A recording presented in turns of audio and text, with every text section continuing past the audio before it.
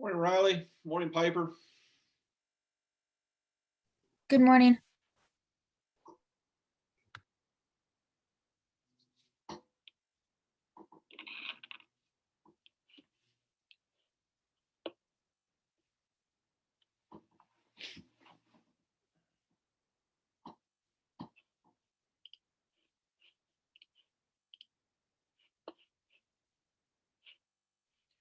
Any issues with the homework?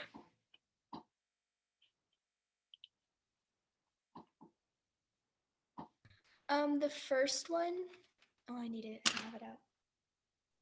The first one I was confused with because I didn't know if it wanted P to be 1 or if it was just P, so I didn't really know what to do with it. I'm pulling it up right now.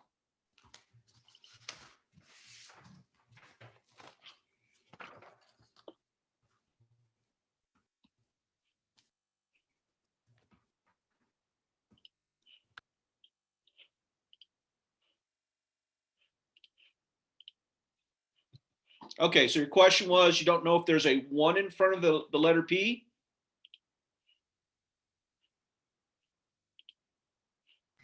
Yeah, correct. Yeah. Well, there is. Remember, the step really is, and if you want to put a 1 there right from the very start, you can. The step is you break it up into 2 inequalities. So there's 1. So -5 less than or equal to 1p, or just p, minus 5. And then the second one would be the, oops, I eraser, not a line. The second one would be the other half of that, which would be this half. So we take this part, and there's your second one. And that would be what? P minus 5, or 1p minus 5 is less than 2.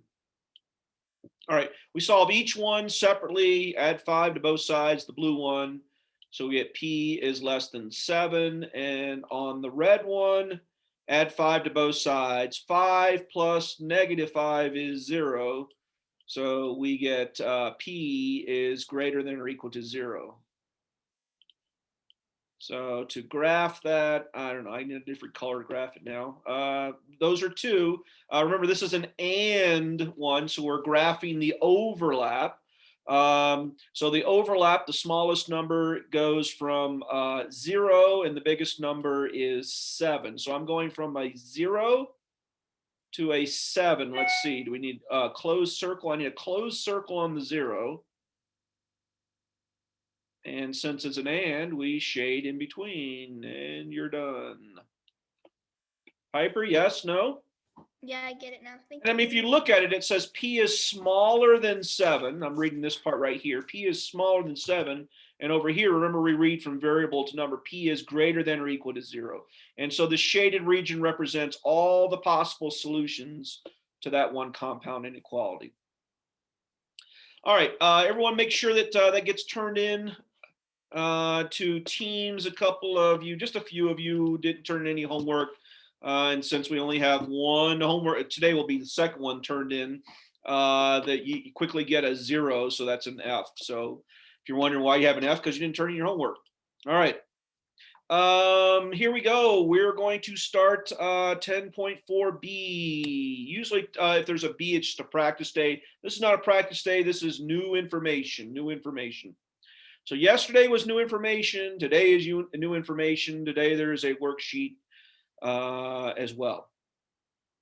And it's already online.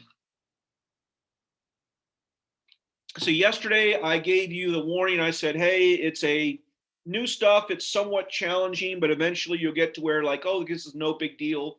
Today is exactly the same thing. If I ask you to do this right now, you would not have a clue of what to do, and you wouldn't even know what you're looking at. If you pay attention, within 10 minutes, you guys will be geniuses with this stuff. So this is part 2. That's what part 2 means. Part 2 of compound inequalities. So it's 4 basic things.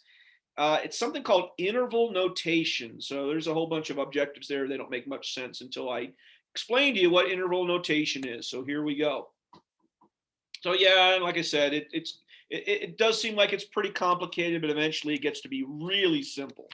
So hang with me until it gets really simple. So notations. All right, we've been talking about for at least a week now, and the entire chapter, solutions to inequalities. So I give you an inequality, you solve it, and you've solved it, well, basically one way, but you've written the answer two different ways. Well, there's an inequality, and if I ask you to solve that one, you'd subtract two from both sides. And one way to write the solution is to, we'll write it well, exactly after you solved it, what's left there? You're left with x is less than 9. That's one way. We will call that the inequality. You're writing it after solving the inequality, what you're left with. The second way, which you've done, I don't know, probably now, 50, 60 times now, is that you graph your solution. Well, there's the graph of x is less than 9. Now, the graph of that and x equals 9, they express exactly the same thing. I mean, it's one or the other. They both say exactly the same thing, that the solutions are smaller than 9. So it turns out, whether you like it or not, there's a third way, and that's what today's class is on. Today's class is on a third, it's the final way, the third and final way of writing the solutions to the inequality. Now, why do we need three ways? Well, the basic explanation is this. Well, the issue is that this first way, this way right here, okay, great, it does say the answer. It's just not something that's easy to wrap your head around. Well, what does that mean? X is smaller than that. Where are the solutions? The second way, the graphing way, was okay, well, now I can wrap my head around it, but it certainly takes a lot of work to make that whole graph, right? There's a third and final way. Now, there's nothing wrong with graphing it. It just takes a little bit of time. But the third and final way, interval notation, is more closely associated with the graph than it is with the answer. It's a way to visually look at an answer and wrap your head around where are these solutions, like where do they live. The graph is easy. I look at the shaded and I'm like, oh yeah, okay, the answers are all smaller than 9, and for instance 4, 5, 6, 7, those are all answers, and anything to the left of 9 are answers. This thing called interval notation does the same thing. It just does it way easier. You will find as you go higher in math that sometimes they will give you, when you have an inequality, in graph form the answer, and many times instead they will write the answer in interval notation. Why? Because you don't have to make a graph of it. You can just write it in a different way. So interval notation is just another way of showing where the solutions live to inequalities. All right, let me erase this and we'll get going here. All right, so interval notation, that's what we're doing today. So it uses three types of symbols. We will write this down here in a second, but not right now. There are three types of symbols that interval notation uses, and you've seen all three of these before. Well, the first one is parentheses. Sometimes, not always, you will use an interval notation parentheses. Parentheses are made up of a left parentheses and a right parentheses, and suspiciously there is a comma in the middle here. I'll explain that here in a little bit. So we got parentheses. We will also use, occasionally we will use what are called brackets. Brackets are those other parentheses looking things. There's a left bracket and there's a right bracket, and suspiciously there's a comma again in the middle.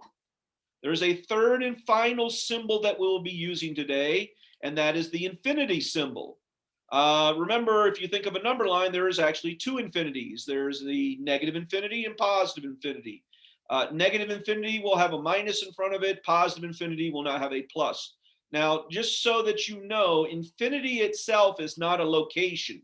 It's not like you go 9, 10, 11, and eventually, boom, right here, there's infinity. I've reached infinity. Or counting down, 9, 8, 7, keep counting down. Eventually, you get to negative infinity. Infinity or negative infinity are not a location. You don't finally arrive there. Infinity is the concept that numbers continue to get bigger or numbers continue to get smaller. So even though we're going to write a specific symbol to represent infinity, and I might even say in my verbiage, I might say, hey, this one goes to infinity or it goes to negative infinity, it doesn't mean an actual location, okay, or a number that, hey, that number is infinity. It's just this idea that numbers go on forever and they never stop. All right, so these three symbols, combination of these three symbols, is how we actually do this thing called interval notation.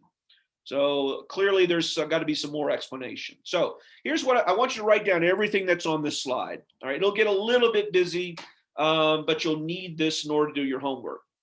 So now we've gone over the three types of symbols: parentheses, brackets, and infinity symbols. Now we have to say when we will use these. All right, so when do you use parentheses? You will use parentheses when you either on your graph have an open circle, or on your inequality you have a less than or a greater than, or you see the infinity symbol, either positive or negative infinity. Now this might not make any sense right now, but trust me, it will. So in your notes, you're going to write when to use parentheses. I'm going to use parentheses. That's the left and the right parentheses when I have an open circle, when I have less than or greater than. Notice it doesn't say less than or equal to. So when I have less than or greater than, or if I have positive or negative infinity. That's when you're going to use parentheses. We shall use brackets. Those are these things. We shall use brackets when the graph has a closed circle, or you have a less than or greater than symbol, or a greater than or equal to symbol. So that's when you're going to use the symbols. Further, I want you to remember that we have both a left bracket or parentheses, and you have a right bracket or parentheses. You're like, well, aren't parentheses parentheses and brackets brackets? Well, we're going to use a combination of parentheses and brackets in our answers. You've never seen this before. It's not that big of a deal. You'll catch on to it pretty quickly. But you certainly aren't used to seeing both a parentheses and a bracket used exactly at the same time. So everything here needs to be in your notes. These will give you the explanation of when you use these things. Parentheses are used for open circle, less than or greater than, or the infinity symbol. Brackets are used when you have a closed circle, or you have a less than or equal to, or a greater than or equal to symbol. Especially when you get to say Algebra 2 and higher, they use this interval notation almost always instead of graphing an inequality. And you'll see why. I mean, it's like really quickly done. All right, we okay to move on?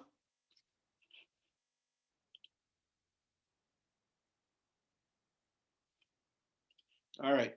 No one's saying don't stop. I haven't finished, so I'm moving on. All right. Quick reminder, and this is that what I said before, is that negative and positive infinity. We don't put a plus infinity for the infinity symbol. We just put infinity.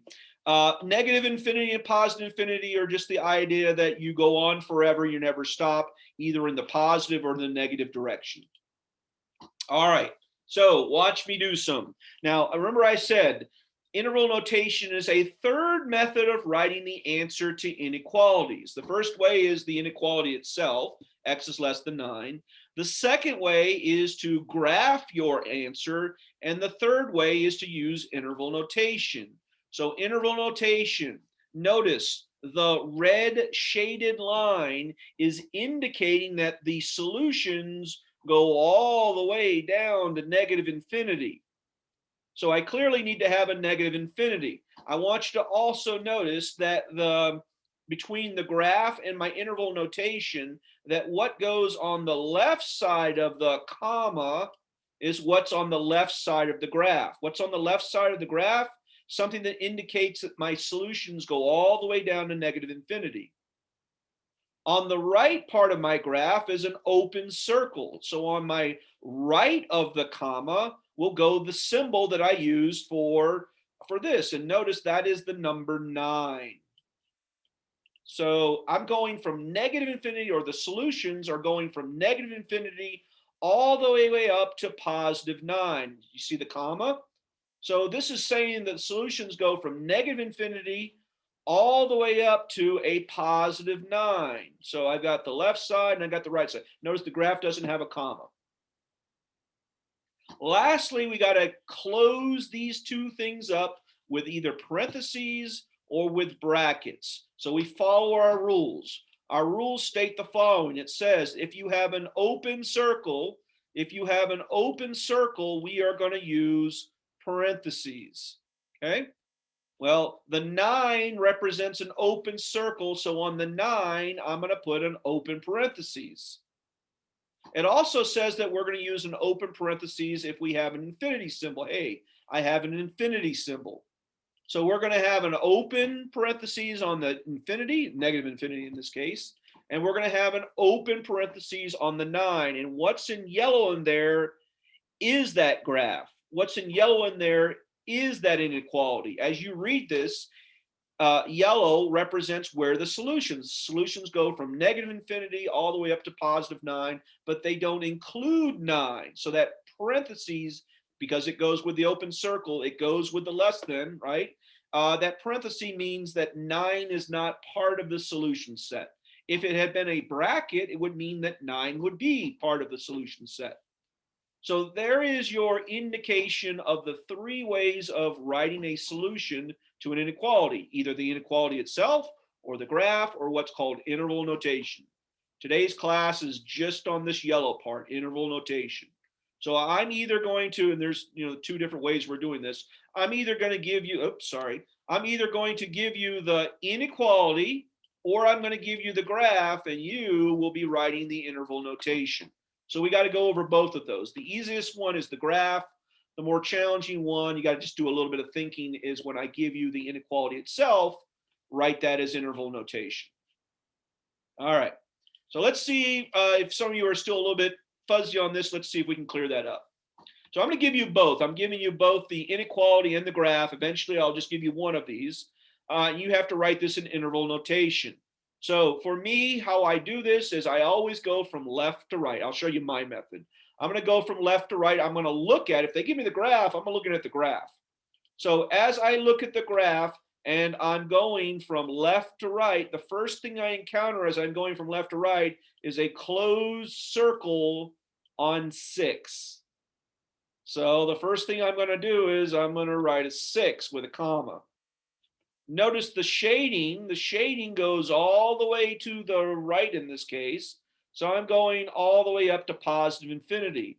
So I'm going from 6 to positive infinity. Now we go to our rules. The rules state that if you have a closed circle, we will use not parentheses, we will use a bracket. So that bracket means that 6 is part of the solution set. 6 makes that thing true. Anytime you see an infinity, positive or negative, we will always use parentheses. So here's your first example of a combination of brackets and parentheses. Infinity always gets a parentheses. Closed circles always get brackets. Open circles always get parentheses. How is it infinity when it's not fully going all the way out? Well, that's why there's this little arrow at the end of the shading. You see the arrow? Oops. Oh, yeah. So that just means it keeps going on forever, never stops. Okay. And well, that's going off in the direction of positive infinity. Okay. Let's see that again.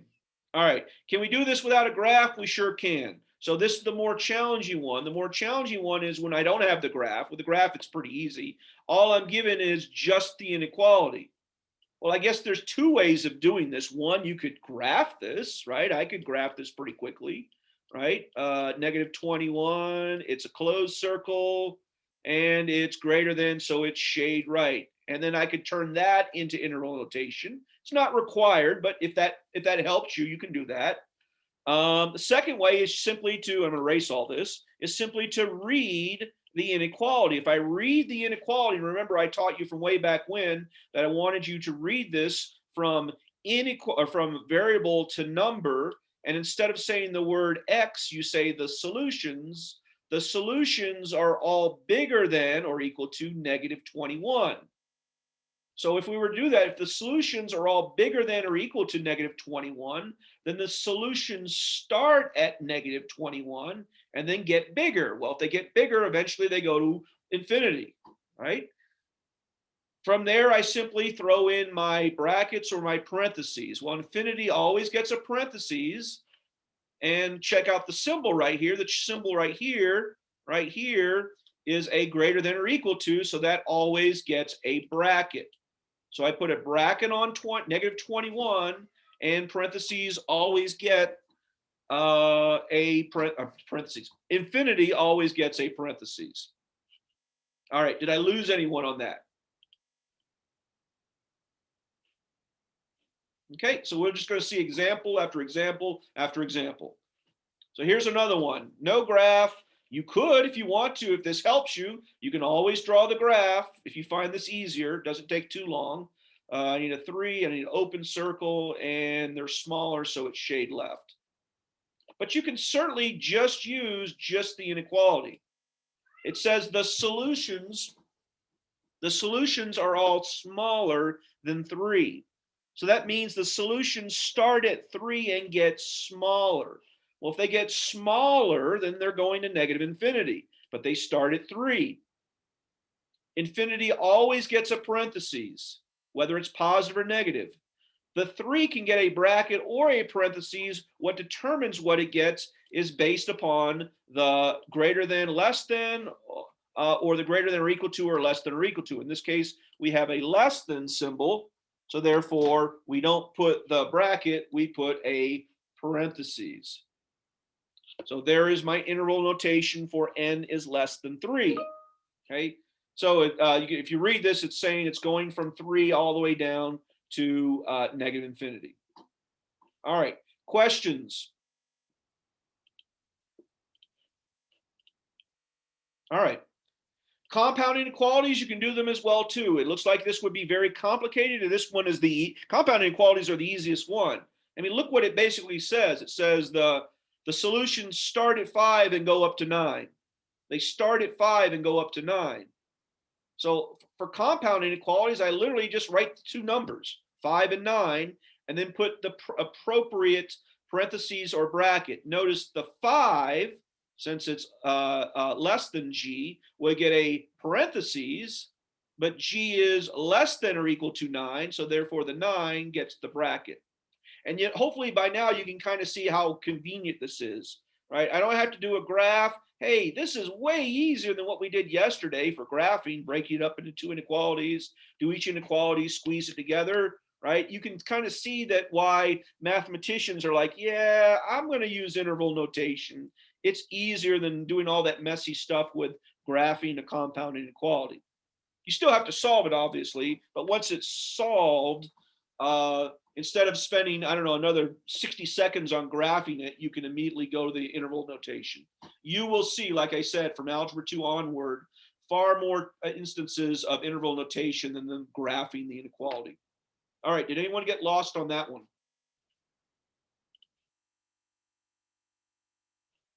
You guys are a talkative bunch today. All right. So let's do one together. I'm going to pause about 30 seconds and then I'll walk you through this one. G is less than or equal to 9. Put that in interval notation. G is less than or equal to 9.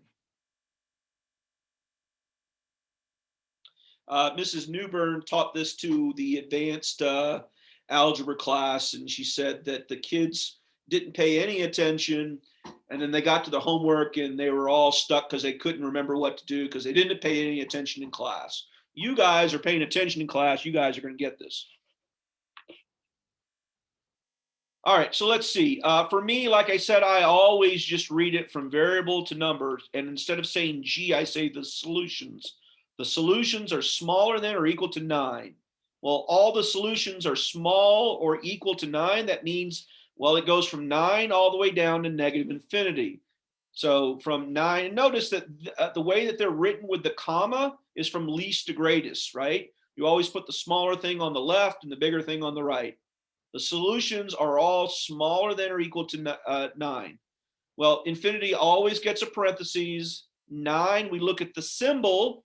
The symbol in this case is a less than or equal to symbol. The symbol in this case is a less than or equal to symbol. So therefore it gets a bracket. Did everyone able to get that one without my help?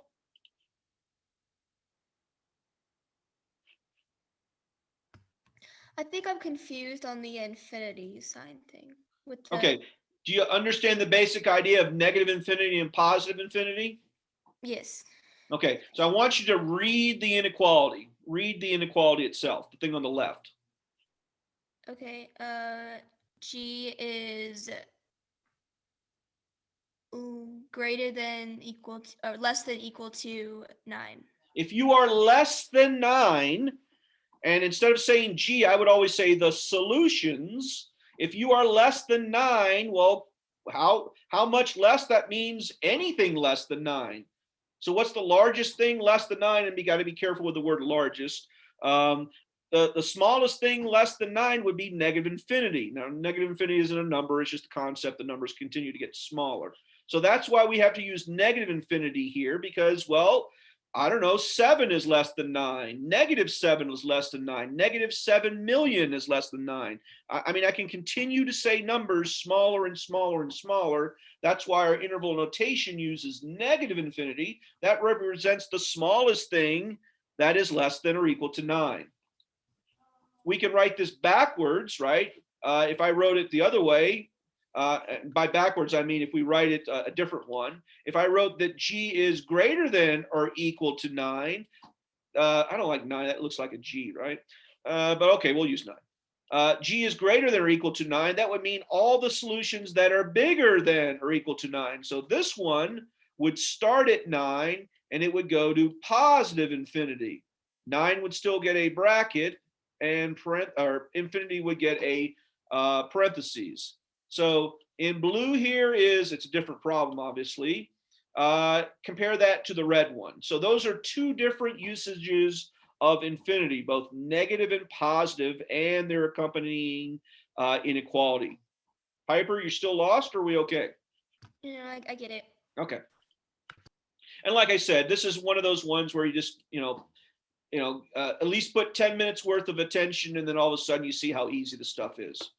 All right. There are 3 problems right there. 1, 2, 3. Do those 3. I'll give you about a 10-second head start, and then I'll work through each one.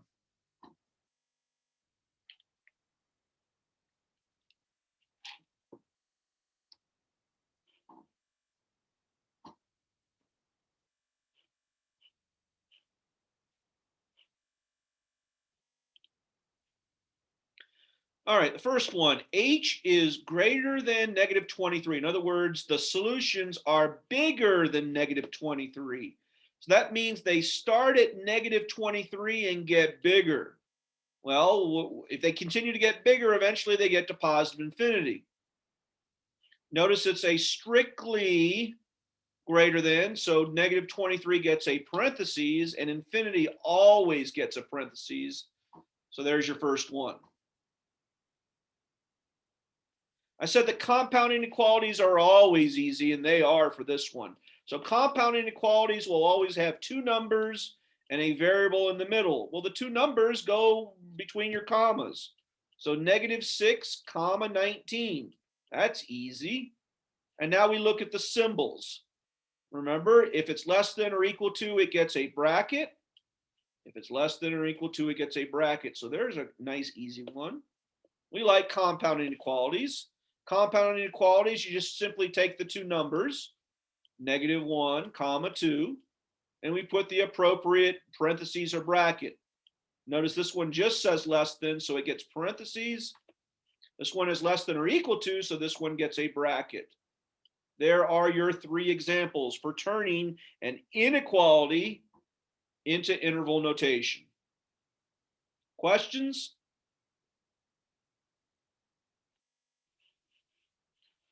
Hopefully you're seeing how easy this is. Here it is, nice and pretty. All right, well, that's 1 down, 3 things to go.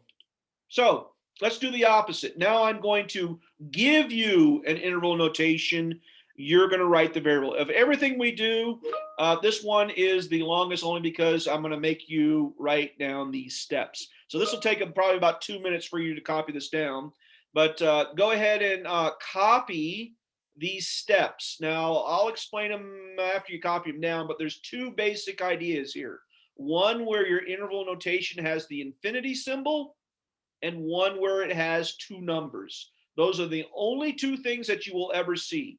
Either your interval notation uses the infinity symbol, positive or negative, or there will be two numbers. And in red, there are the steps. So take a minute or two, write down those steps, and then we'll do some.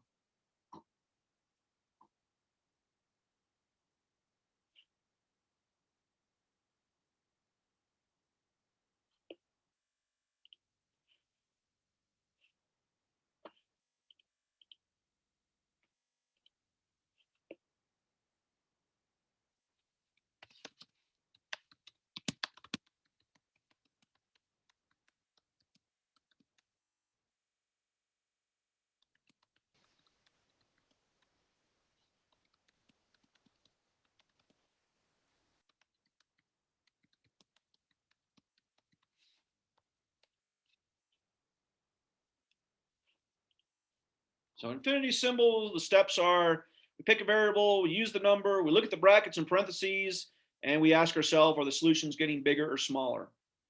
If there's two numbers, we pick a variable, it goes in the middle, left number goes on the left, right number goes on the right, and we look at the brackets and parentheses. Doesn't make much sense, but those are the steps. It will make sense here in a second.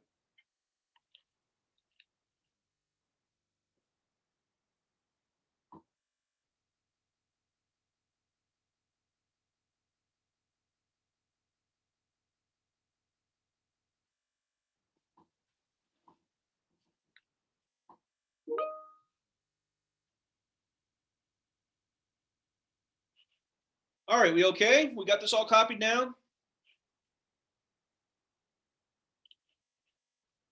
All right, let's see how this works. So you don't have to write this down, but here's an example. If it's an infinity symbol, it's going to have the infinity symbol. If there's two numbers, right, it's going to have two numbers. So here's one that I'm going to show you an example of where we have the infinity symbol. So the steps say, well, you pick a variable. Any variable works. I'll just pick X. It says use the number. If there's an infinity symbol, there will only be one number there. So 2. So we put 2 there. Now we look at the parentheses and the brackets next to the number. Notice the number has a bracket next to it. If you see a bracket, well, the answer is either less than or greater than or equal to, or less than or equal to. So the last step, this one right here, is to figure out which one of these two inequalities we're going to use. How do I know these two? Because it was a bracket.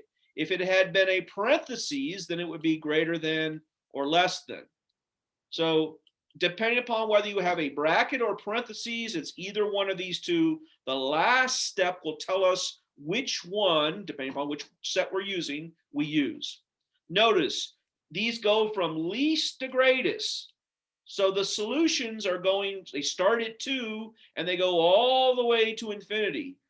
In other words, the solutions are getting bigger, right? If the solutions are getting bigger, you use a greater than or equal to symbol. If the solutions are getting smaller, then you use a less than or equal to symbol. Solutions are going to infinity. They're getting bigger. Therefore, I use a greater than or equal to. What would that look like if it was a different example? Let's see a different example. So here's one where we got negative infinity. So we're still in the negative infinity camp, right? So we pick a variable. Yes, I'll always pick X.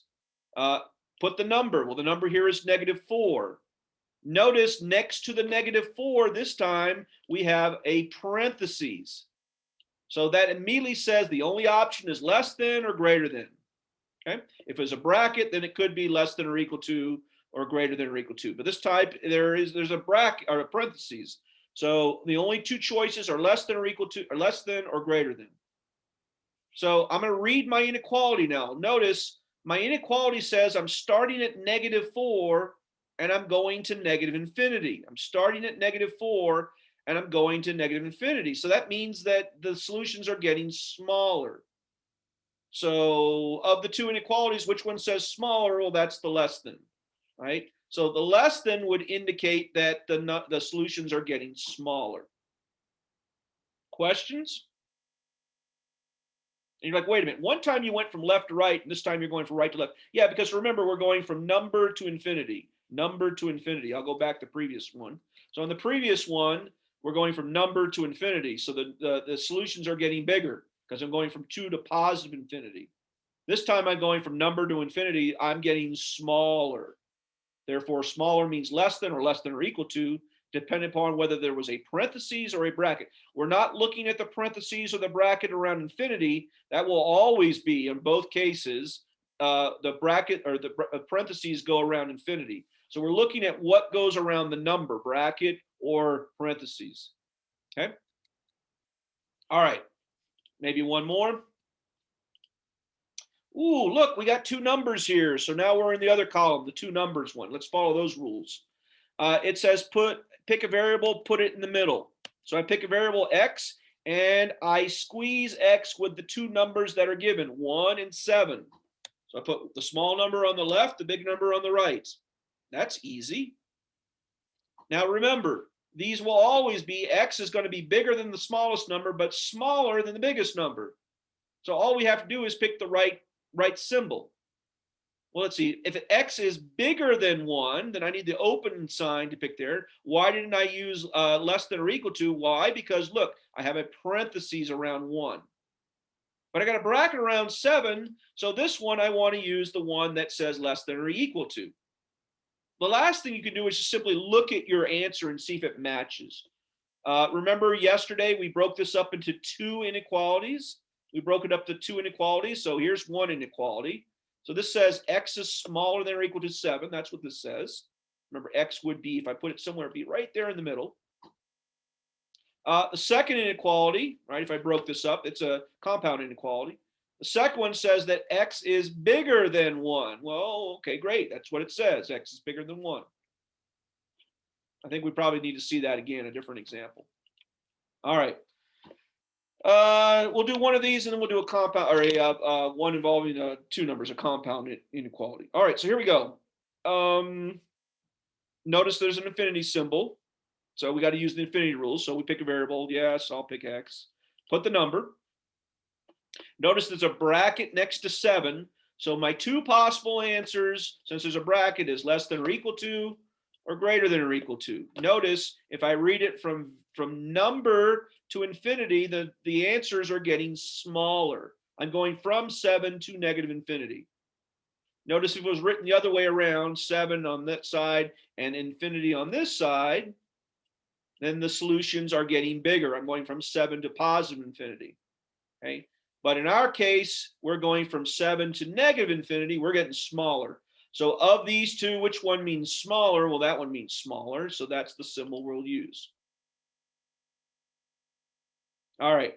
Who's confused?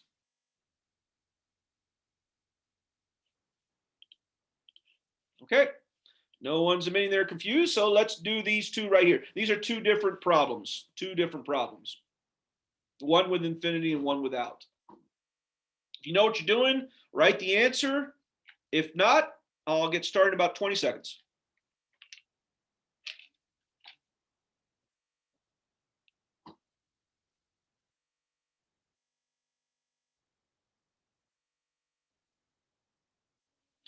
All right, the first one, I've got 2 numbers, so I'm going to follow the 2-number rule. That says you pick a variable. Well, I pick a variable, I'm always going to pick x. I squeeze that with the 2 numbers. That's negative 12 and 12. Smallest goes on the left, biggest goes on the right. Notice they both have brackets. So my only choices are less than or equal to or greater than or equal to. Okay. Well, remember, x is really, if that's my variable, is in the middle. So I'm going from negative 12, right? So x is bigger than or equal to negative 2, sorry. X is bigger than or equal to negative 2, but it's smaller than or equal to 12. And there's my first answer. Ones with 2 numbers are pretty easy to do. The second one involves infinity. So I write x, I write the number negative 50.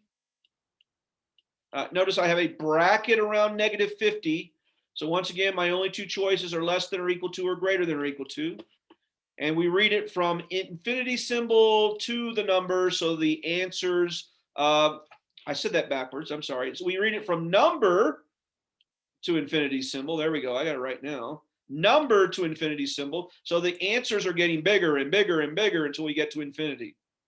So the symbol for getting bigger is greater than or equal to, and there are your two answers. I'll make it nice and pretty for you. There we go. All right, who has questions? Who has questions?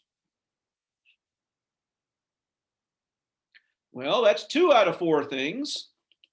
All right. So now what the last 2 things are going to have you do are actually make a graph, or to turn a graph into an interval notation. So I'm going to give you interval notation. You're going to turn this into a graph. All right. If there are no questions on the previous one, you're gonna take like this to a fish to water as well too. So here are the steps. Number 1, draw a number line. Right. There will only either be 2 or 1 numbers here. Well, there's 1 number here, so put that smack dab in the middle. Notice next to the number is a parentheses, not a bracket. If there's a parentheses, you put an open circle. If there's a bracket, you put a closed circle. Lastly, are we going to positive or negative infinity? We're going to negative infinity. Where's negative infinity on the number line? It's to the, oh my word, is this easy or what? Yeah, it's literally that easy. A number line with 1 number, it's either going to have a positive or a negative infinity. The only thing you can mess up here is whether there's a parentheses or a bracket around the number. Let's see that again. Oh, I got 2 numbers, so it's a compound inequality. All right, well, if it's compound inequality, right, well, then I'm going to put those 2 numbers on a number line. So 2 is the smallest, 9 is the biggest. Boy, am I getting lazy here. I'm just going to put 2 on the left and 9 on the right. I'm not even going to put numbers in between because I'm literally that lazy. If you wanted to, you could. Notice what's next to the 2 is a bracket, so that means closed circle. But the 9 has a parenthesis, so that means open circle. Shade in the middle. That's it. So if there's 2 numbers, remember we shade in the middle. If there's 1 number, we're either going to positive infinity or to negative infinity. Questions? I remember getting this class. I don't think I had this in Algebra 1. I remember getting it in Algebra 2. And I remember thinking like, wow, this is really, this is weird stuff, but it's really easy. All right, check it out. 1 number and an infinity symbol. So to graph this, well, if there's only 1 number, put that 1 number in the middle. If there's 2 numbers, put the smallest one on the left, the biggest one on the right. Look at what's next to the number. Hey, a parentheses. Open circle for parentheses. Closed circle for brackets. If there's an infinity involved, well, it tells you whether to go to positive or negative infinity. Well, this one's positive infinity, so I shade towards positive infinity. Easy, easy, easy. Questions? If you don't do your homework immediately after this and you're like a couple hours later, you might forget some of this. Remember, the video will be posted right after class within, I don't know, 10 or 15 minutes. So you might want to play the video while you're doing your homework. All right, we don't have 1 number, we got 2 numbers here. So number line with 2 numbers. Smallest one on the left, that's -1. Biggest one on the right, that's a 5. Notice I have parentheses on both numbers, so it's 2 open circles. And shade in between and you're done. Wow, this is easy. Interval notation, no big deal. Questions? About 3 to 4 minutes left, and we got 1 thing left to do. So we haven't seen any ors. Let's look at some ors. So I'm going to ask you to graph this. So I'm going to give you interval notation and ask you to graph. And it's not because it has to be an or. I'm just using this as an example. So here's an or. Well, let's graph this sucker. Remember, or is the one where we graph both, and we don't graph the overlap. We just graph both. So we're going to do this 1 thing at a time. So let's see. We're going to put the first one, that's negative infinity to 1, where it's got a bracket around 1, so that means a closed circle. So I need to go from 1 to negative infinity. All right, so from 1 to negative infinity. So that would be a closed circle because of the bracket. And then from +3 to positive infinity, and well, I can't make it more complicated than it is. Remember, if it's a compound inequality with an and, it has those two numbers and the variable in the middle, you shade in between. Okay. If it's an or, it's the ones that look like this. Is anyone lost? I said that kind of fast.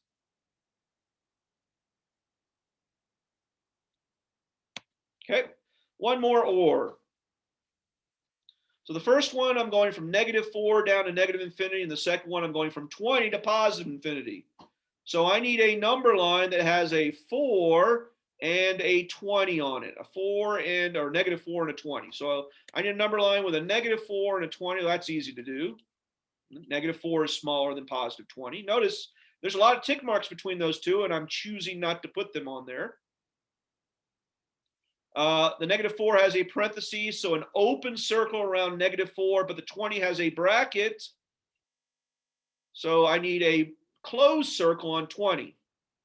The -4 is going towards negative infinity. 20 gets closed circle, and it's going towards positive infinity. And there you go. I chose to do the or. You're going to have a combination of ors and just regular ones as well too. But if you can do an or, you can do a single one just as easy to convert it from interval notations to a graph. All right, I finished with about a minute left to go. Is that right? I'm looking at my clock. I need to have a clock in my room. I don't have, 3 minutes left. Okay, so right on time. Are there any questions on anything that I showed you today? We did 4 things. We wrote an inequality as interval notation. We wrote interval notation as inequality, so the opposite of that. And then we talked about graphing, both turning a graph into interval notation and vice versa, turning an interval notation into a graph. Any questions? Like I said, this is pretty easy once you get the hang of it. Is it memorable? Maybe. Some people will quickly forget this stuff. I would encourage you to play the video while you're doing your homework, unless you literally knock it out right now, and then it'll be fresh in your mind type thing. So we get to test date, absolutely, because we got spring break in between. So you probably want to have all of those steps written on a resource card type thing. All right, any questions? All right, we got one more day of our imprisonment, and then we can come back to school after spring break. I don't know about you guys, but I am sick and tired of sitting my butt on a chair and talking all day. I want to be in a classroom with real human contact. So hopefully you're looking forward to class as much as I am. That's all I got for you. I will catch you tomorrow. If you have any, you guys are doing pretty good with the chatting. Like if you're running a problem, you're not hesitating, you're asking questions.